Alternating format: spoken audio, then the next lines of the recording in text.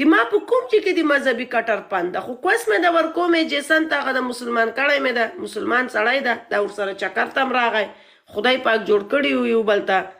اوس زه دا وایم چې تاریخي ادوار باندې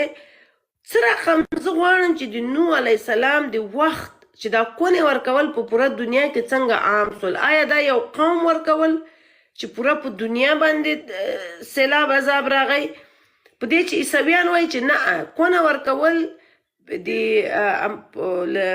پخواني امپراتوریانو کې لکه څنګه چې نن سبا امریکا کونه ورکوله عام کړه، قانون یې کړ چې ولکه دغه سپیانو ته څوک پورته وګوري او حتی کې د دوی چرچونه مذهبي جماعتونه هغه شپږ رنګه بیرغ پورته کوي، مارچونه کوي. نو د دې په خلاف ډیر غټ د دوی خپل مذهبي عالمان را جګ سوي